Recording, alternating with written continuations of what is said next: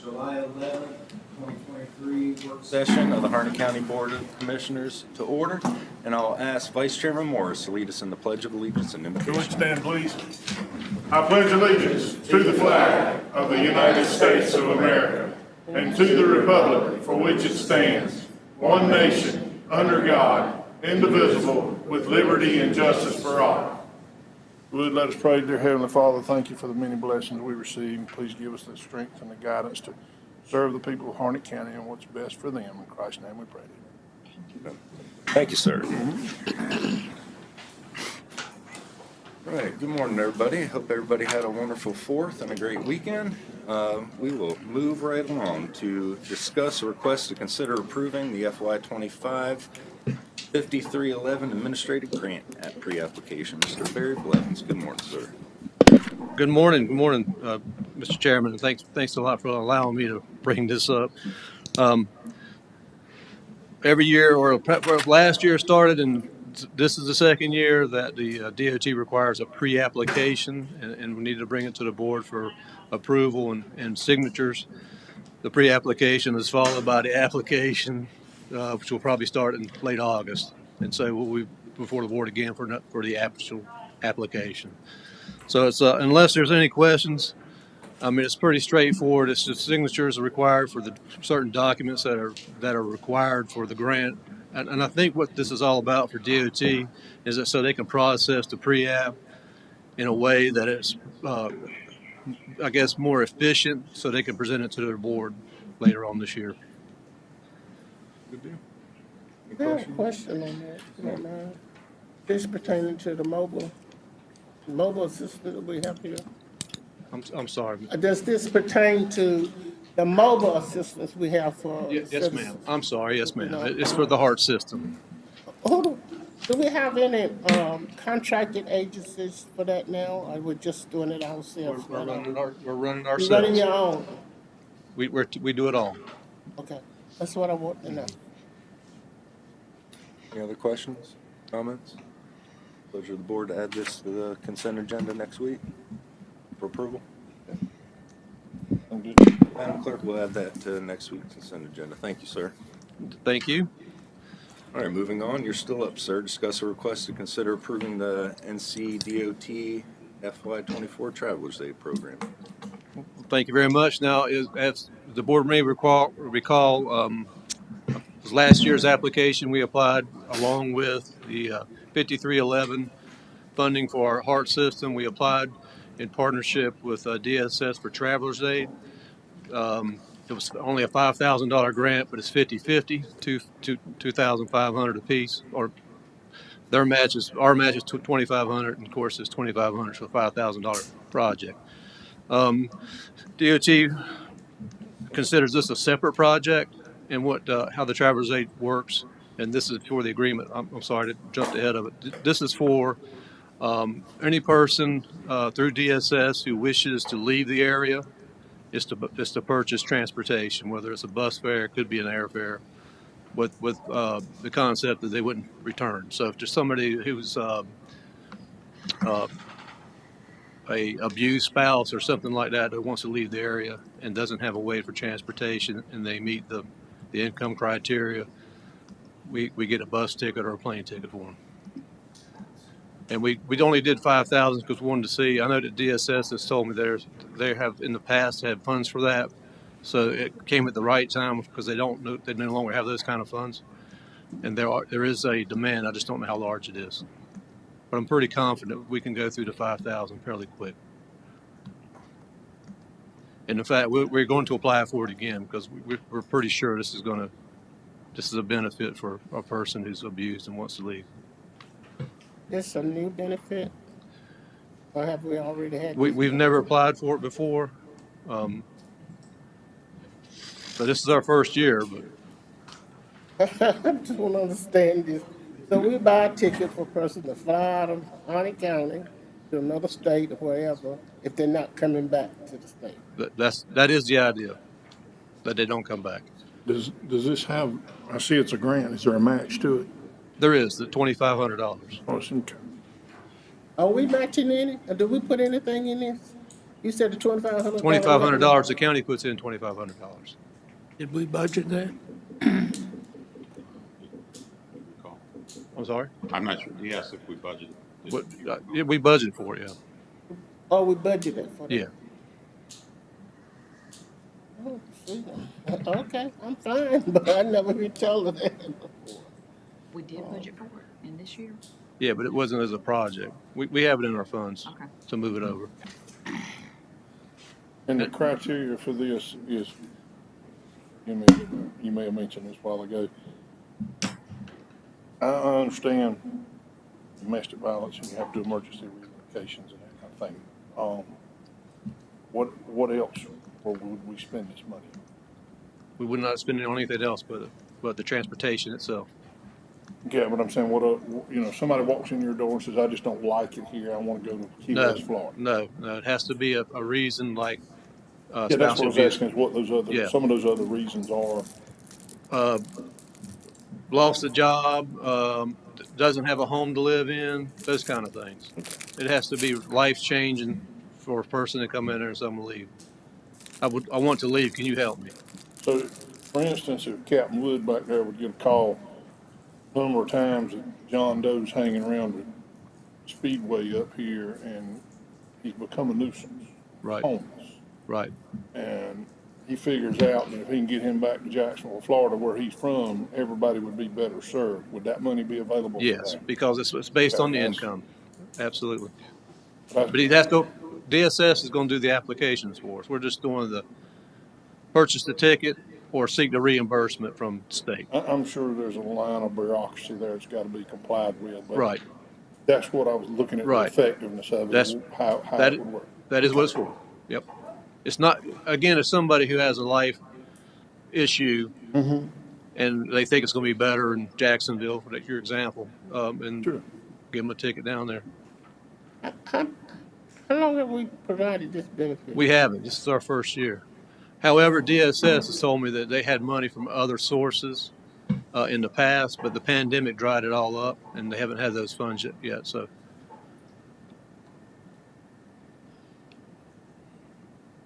Any other questions? Comments? What is the pleasure of the board?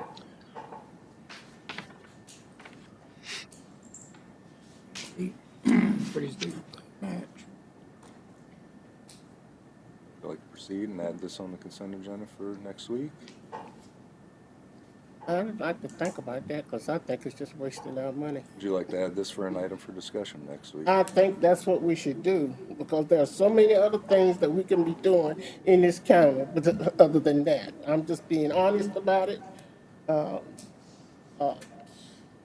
not saying that I got to think about it. So many other things in this county we can be doing with our money other than doing that. That's what I feel. Let me ask you another question. When we were doing the budget, I know we were supposed to put in the budget a line item for a handyman to assist seniors in this county. What happened with that, Britt? Did we do that or was it pushed aside? I'm not aware of that being included. It's not included in the budget. We discussed it. I mean, I don't recall that. That's the part of the community development. It was $10,250, I think, for the, It's through a grant program. right. no, it's something that we fund and Barry may be able, but it's through the community development. So it's budgeted with that. I didn't know that's exactly what you're talking about, but it is in the budget.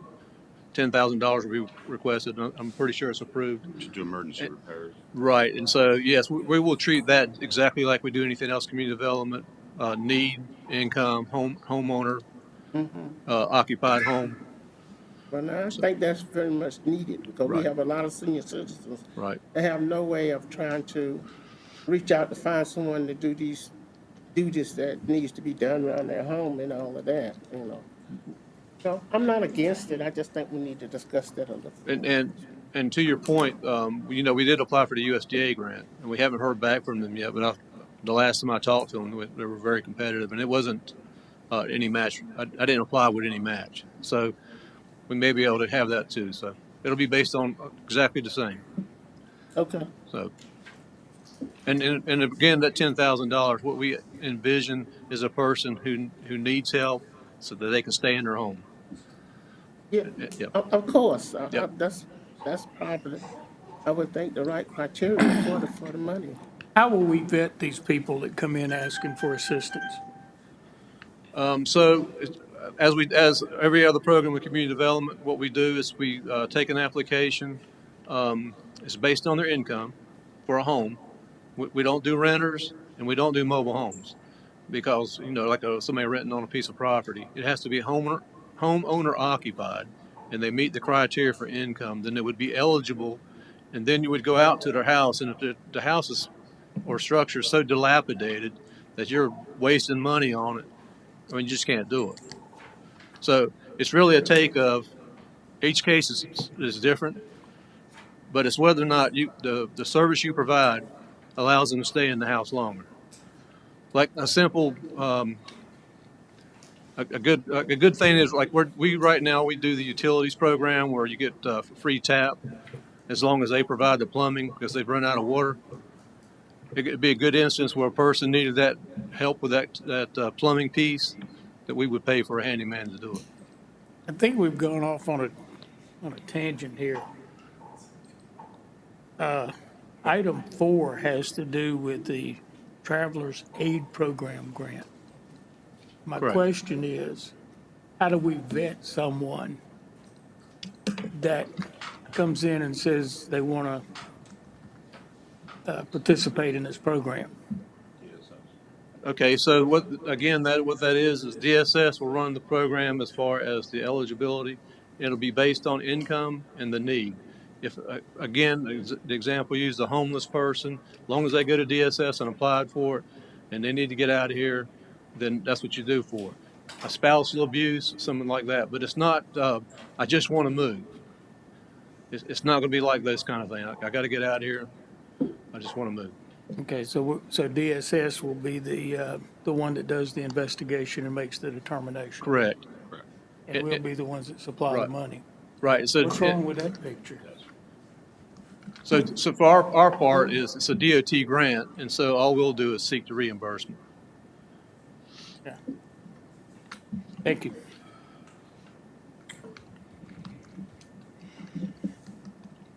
Would it be the pleasure of the board to add this as a separate line item for discussion next week? I think so. I mean, that's just my opinion. Ma'am, we'll go ahead and add this as a separate line item for next week, please. Right. Thank you very much, sir. All right, item number 5, discuss request for approval of ARPA funding to be used for testing of lead water, lead-based paint, and asbestos in North Carolina Public Schools. Mr. John Roush, good morning, sir. Good morning. This is some money the state has provided to us. The schools and the daycare centers are now required to test their waters for lead levels. And if they find one that's elevated, we have to go back in and monitor those. And it's in the amount of $14,957 that environmental health would go and monitor any of those elevated levels we had. Is that 100% funding, or is it a match, or? No. It's state money. And this is just for testing, not remediation. No, this is for us to monitor after a school has found, they would do a specific spigot or water fountain. Right. If they got an elevated reading there, they would have to remediate it, and we would go in and monitor it after they've done the work. Gotcha. Thank you. Any other questions, comments? Pleasure of the board to be add this to the consent agenda next week as well. Yeah. Go ahead and add this to consent agenda next week as well, Madam Clerk. And Mr. Roush, you're up again to talk to us about public health infrastructure funding. Yeah, this money is federal funding. It come to the state and down to the county. It's in the amount of $419,270. This money's good for 5 years. In all candor, what I want to do right now is accept it. I'm going to park it until I see what COVID funding I'm going to get over the next 6 weeks. And then we'll look at this and see if we need to add to it or do something with it. Right now, we just want to accept it, and I'll park it in the budget, and we'll go from there on. There's no matching for this? No. Okay. And it's all state or federal funding, right? It's the 419 is federal funds. The 14,957 is state funds. Any questions, comments? Pleasure of the board to add this to the consent agenda as well. Yes, that was, Yes, ma'am. We'll go ahead and add this to the consent agenda as well, ma'am. Thank you very much, sir. Thank you, Appreciate it. Discuss a resolution for NCDOT to add some roads to the secondary road system. Mr. Jay Sykes? Bueller? Bueller? He is not here, is he? All right, we'll go ahead and bump this down the list, and hopefully he'll come in. Come back to that one.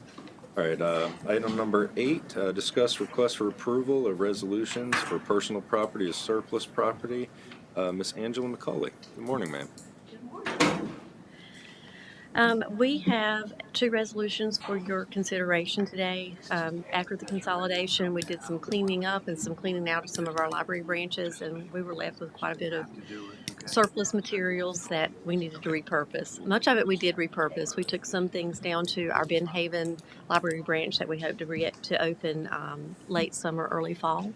But there were some things that we just could not get rid of. And you can see the furniture items in Exhibit A. Those are from the Dunn Library and the Irwin Library.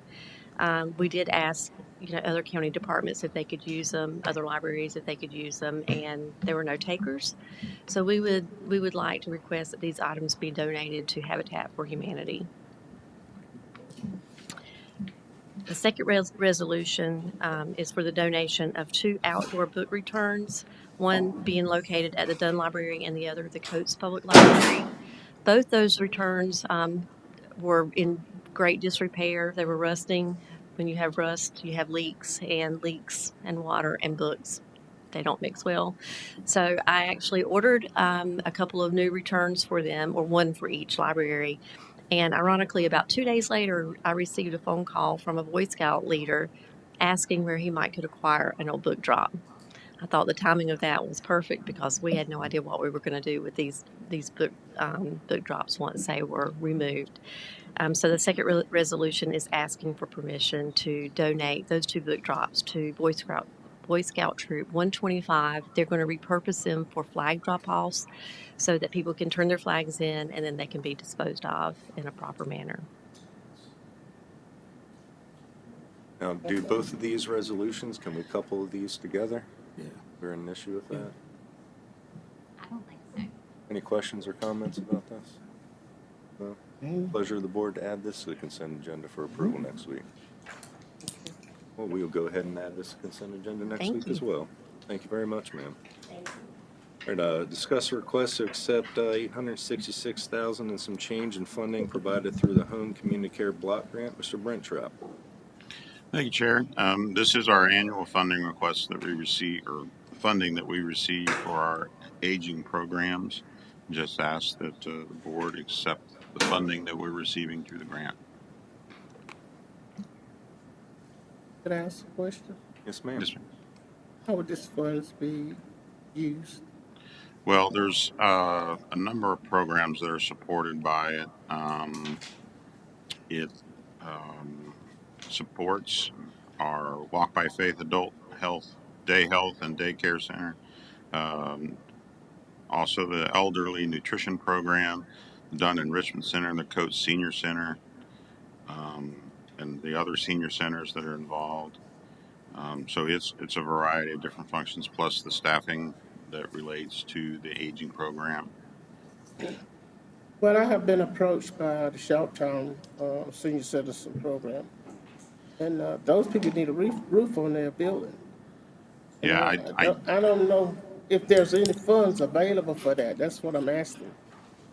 I think this funding is for the operations of the program, not For the operations? Yes, for the operations of the program. So, yes, it's for senior center operations, some transportation issues for both general and medical, the nutrition, the congregate meals, in-home aid for agency and adult day health programs. So it's for the operations, but I can make a note and we can look at what we would look as it relates to that need. We can look and determine what their cost is and determine if there's anything that's available to assist them. So I certainly would appreciate it because these are senior citizens and they don't have anywhere to go but right there. And the facility is old because we used to use it for our food pantry. Okay. I'll check in and see who we need to talk to about what their estimate is on their needs. Any other questions, comments? Pleasure of the board to add this for approval.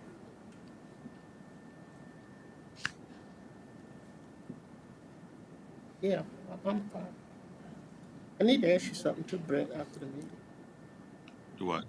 I said I need to ask you something else after the meeting. Okay. Commissioner Weatherspoon, good? Good. Go ahead, add this to the consent agenda next week, please. Will do. And discuss appointment of voting and ex officio members for the I-95, I-40 Crossroads Alliance. Mr. Trout, you're up again, sir. Yes, so as part of our agreement MOU that we have with the Crossroads Alliance, there was approval in there to have one voting member and 3 ex officio members. General discussion was the voting member would be a business person from the county, and that we would look at the ex officios being whomever the board would desire, including potentially Board of Commissioners that could serve as ex officio. In addition, we would also have our Economic Development Director serve as an ex officio on their board. So this is our step simply to bring forward for discussion determination of who those members might be here in the near future so that we can have those persons selected and approved so that we can have those individuals start attending their meetings. The next step that we'll have with them is developing a lease agreement for when they're ready to begin their construction. It's not something we have to have immediately because the lease on the beginning will be for the whole building during the construction period, and so we want to wait until closer to when they're ready to begin the construction period. Good deal. So at this time, do we need to hold nominations or Yes, anything like at that? this time, have a discussion regarding nominations for those positions. So is this for one voting member and 3 ex officio? 3 of members? ex officio, and that one of the ex officios, we would request that it be the economic development director for the county. Obviously, we're in the middle of the search for that person, but that position be held for the ex officio be the economic development director, and then whomever the board would choose for the other 2 members, including potentially commissioners. Should we ask for a recommendation from the Economic Development Partnership? That is definitely something that could be considered. Obviously, we have a board there full of 7 business leaders that currently serve on that board, along with the 2 commissioners that have been selected. So that is something you could do as well. I don't think It's we ought to really- go, I don't think we ought to go around the Economic Development Partnership. I think they should have some input into this. But then what you're saying is that we should put this on the agenda for further discussion. Yes, ma'am. So let me see if I understand right. You talking about for the business leader to go on the board, or you talking about for the commissioner? No, for the business leader,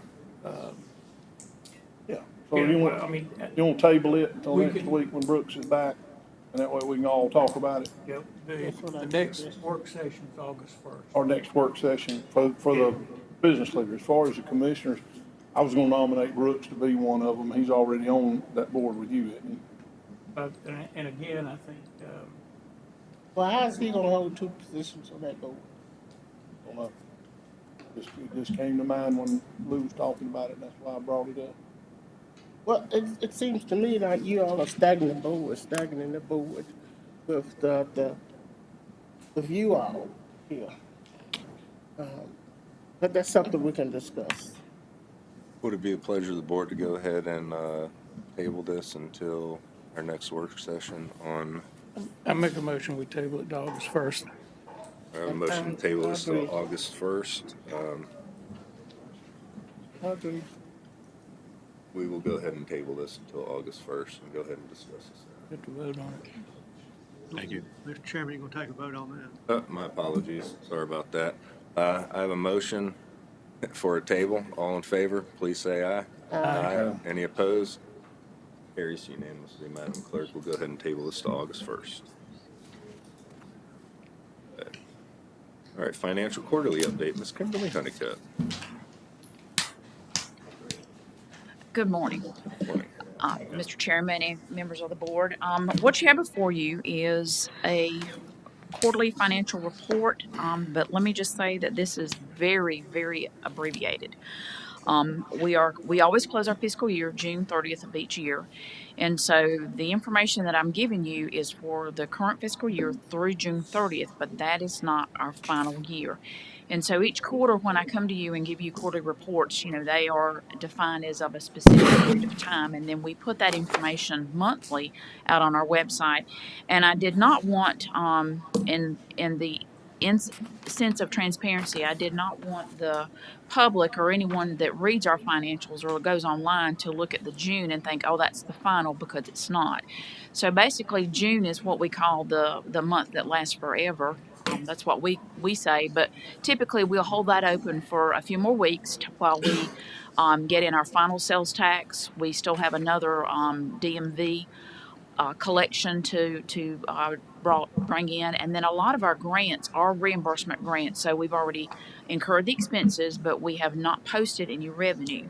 So just briefly, and what I did not include any of the other funds. If you would like to see those, I can provide those for you, but I thought in the interest of simplicity and transparency, I would just give you the three major funds, which are General Fund, Harnett Regional Water, and Solid Waste.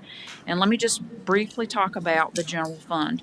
So again, what I have on the little analysis sheet that's attached behind that is that our ad valorem taxes, our budget is based on 77.645 million, and so far for the year we have collected $79,101,583.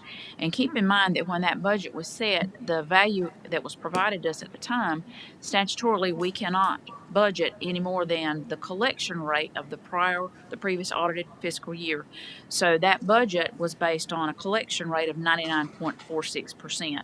And if we were to do 100% of that, we were looking at just over 78 million. So when you compare 78 million to 79, we have collected more than what we had. But I do know that they were trying to get all the bills in, to get all the values posted. So that's very good. That's very strong. And then in your in the presentation that I provided for you, the DMV one, there's mistype there, but that the collection thus far of 8.29 million is only through May. We still have about one more month to post, and those collections usually run typically around 800,000 a month. Delinquent penalties, that's self-explanatory, but the other large revenue stream for the general fund, and that's what I've tried to list for you here, is sales tax. And so far for the period July through March, we have posted $21.4 million in sales tax to the general fund. Now that does not include the restricted portions that we allocate to the fire departments on the ad valorem value, and that does not include the restricted for education. That's accounted for in a separate fund. So this is just for general fund activity. And right now, when I went back and annualized the 9 months of the sales tax, we're looking at collection about 2.3 million a month. So I would approximate an additional 7 million to that fund. And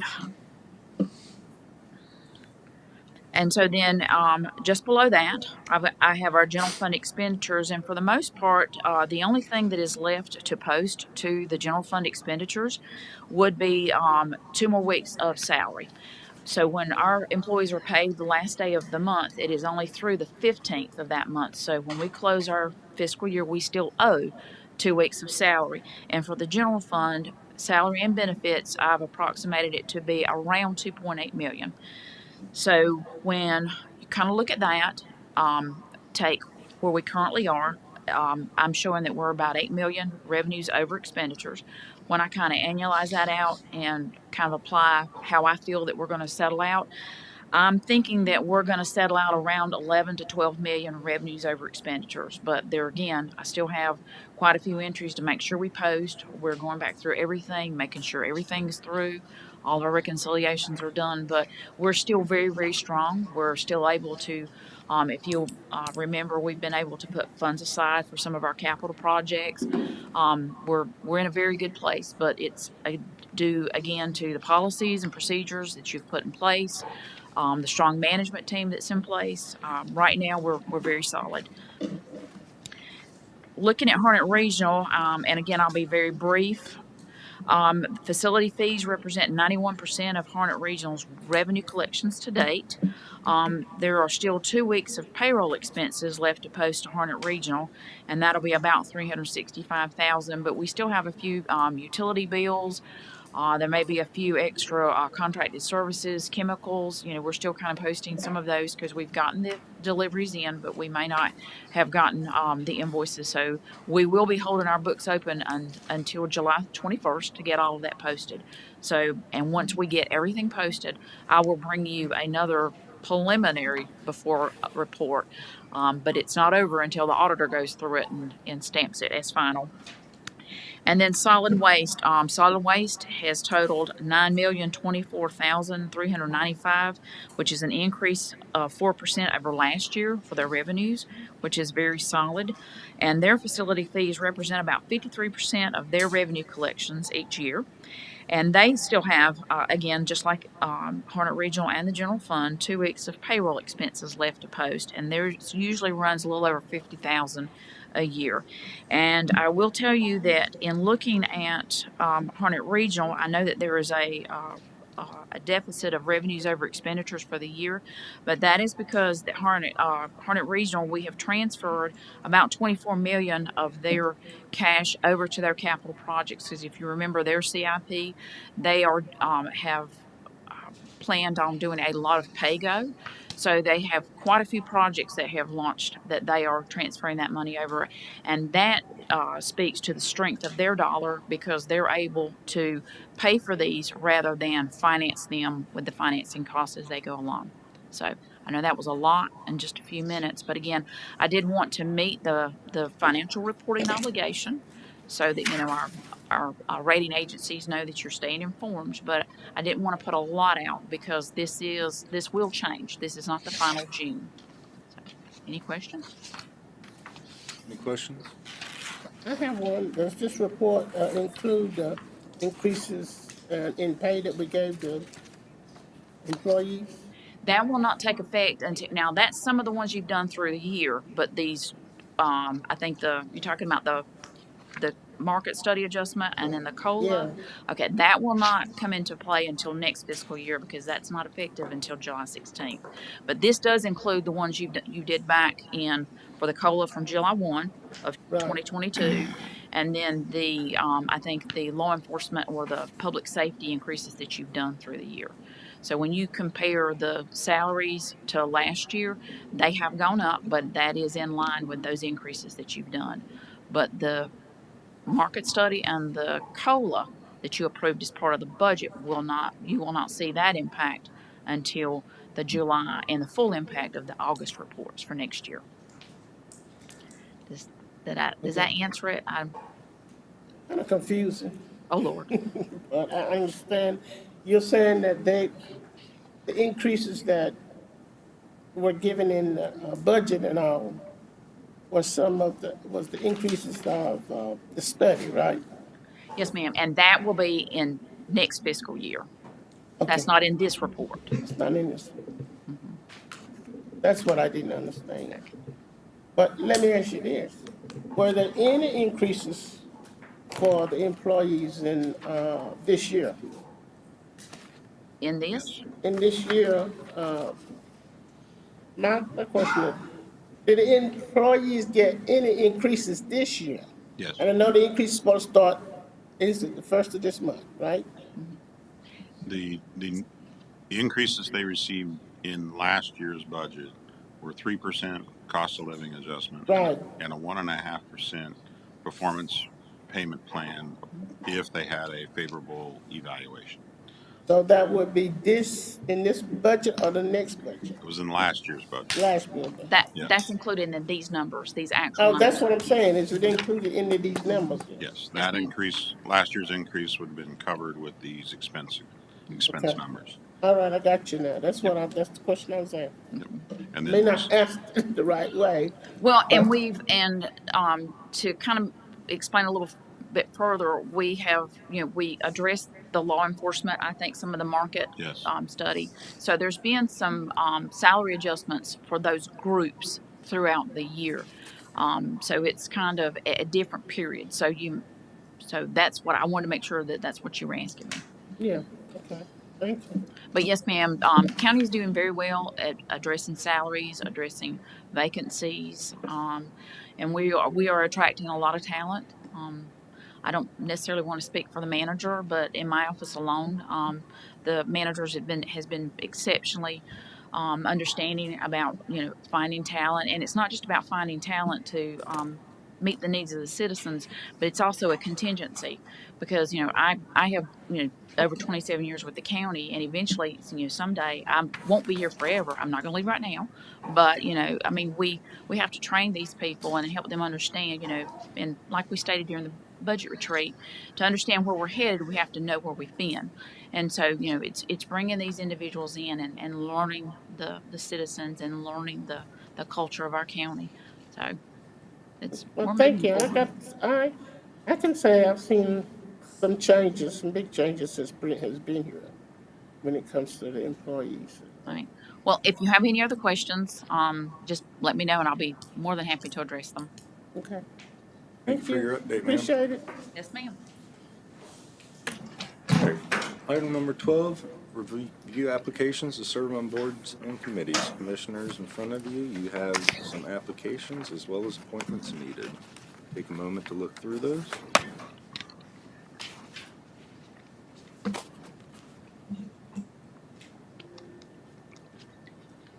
Mr. Chairman, the Social Services Board, I would like to make a motion to table these appointments and move this to our August 1st work session. Second. Got a motion and a second in order to table the social services board appointments to our August 1st work session. Any discussion? All in favor, please say aye. Aye. Any opposed? Go ahead and table those appointments until our August 1st session. Do I hear anything on any of the other appointments? I see there is. Mr. Chairman, Yes, sir. I'd also like to make a motion on the nonprofit committee that we table that indefinitely. Second. Got a motion and a second in order to table the nonprofit application indefinitely. Any discussion? All in favor, please say aye. Aye. Any opposed? Carries unanimously, Madam Clerk. I see an application here for District 1 for Miss Rosa Smith-Williams for the Mid-Carolina Aging Advisory Committee. Vacancy is not district sensitive. The application is attached. Mr. Chairman, I would recommend Dr. Rosa Smith-Williams be appointed to that position. Second. I have a recommendation and a second. Is there any opposition in order to add Miss Rosa Smith-Williams to the Mid-Carolina Aging Advisory Committee? Nope. No? No opposition with that. We'll go ahead and add that to the consent agenda for approval next week. Moving on, I have another one for the Juvenile Crime Prevention Council. There are 4 vacancies on the board. I have a Crystal M. Morrison that would like to be appointed for this position, and it is not district sensitive either. And this would be, she does not have which district she is in, but you can see her application attached. I make a motion that we appoint Ms. Morrison to this, to the Juvenile Crime Prevention Council. Second it for the purposes of discussion. I got a motion and a second, even though it's not a voting meeting. I got a recommendation in order to add Miss Crystal M. Morrison to the Alcohol and Drug Juvenile Crime Prevention Council. Any discussion on that? Is there any opposition in order to add Miss Crystal to? Mr. Chairman, if I may, the only thing I see is it looks It appears that Ms. Morrison resides in Rockingham. She But does. She her work, she covers She's here. Harnett County Okay. in her, I saw that and I questioned that also. Yeah, but the answer to that is she covers Harnett County in her position. Okay. All right. Sounds good. Is there any opposition in appointing Ms. Morrison to the Juvenile Crime Prevention Council? Opposition? Ma'am, good, good. I will go ahead and add Ms. Morrison to that as well, please. And that will do for the appointments. All right, before I get on to the county manager's report, I'm going to Tarantino back to item number 7 about adding the transportation of the DOT secondary road systems. Would you like to handle that, Mr. Yeah, I Price, can or address would that. we like to add this for an item of discussion next week? Actually, it's just a matter of formality, Mr. Chairman. It's DOT requests a resolution from this board to add that to they take over the streets. This is in Blackberry Manor. It's right off of Bun Level Irwin Road. And it's just a matter of formality. DOT needs a resolution for that. And you see the streets listed in item 7. Pleasure of the board. Make a motion, we put this on the consent agenda for approval. I do not need a motion. Is it the pleasure of the board in order to go ahead and add this to the consent agenda for approval next week? Outstanding. We'll go ahead and add this as well. Mr. Madam Price, Clerk. after the meeting, I need to talk to you about Buddy Barefoot Lane. Sure. I need to talk to you about it. Right, item number 13, county manager's report. Mr. Stroud. Thank you, Chair. The only thing is after a nice vacation, thank you for the time off. After seeing family, back at it today and this week. If there are items that you had received in that time and hadn't reached out to me, please do so and take a look at them and address them as soon as we can. And then I will catch up a number of things we're working on with the weekly report at the end of the week. Outstanding. Well, I believe we have a need for a closed session. Mr. Chairman, I move the board go into closed session for the following purposes. To consult with the county's legal counsel in order to preserve the attorney-client privilege concerning the handling of certain litigation, including the following cases. Estate of Eric Griffith versus William Grady and others. U.S. District Court for the Eastern District of North Carolina, file number 5, 23-CV-329-D-RN, and Chrisman versus Harnett County and others. Harnett County Superior Court, file number 23, CVS 002-382-420. This motion is made pursuant to NC General Statute, Section 143-318.11A3. Second. We have a motion and a second for closed session. Any discussion? All in favor, please say aye. Aye. Any opposed? We're in closed session.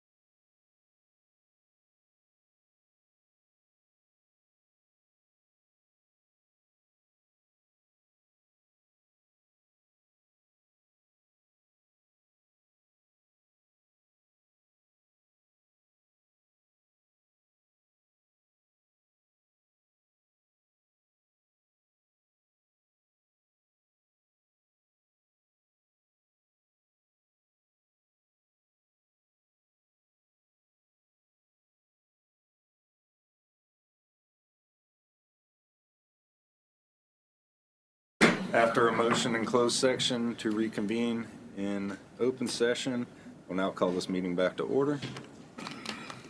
Mr. Chairman, make a motion, we adjourn. Second. A motion and a second to adjourn. We are adjourned.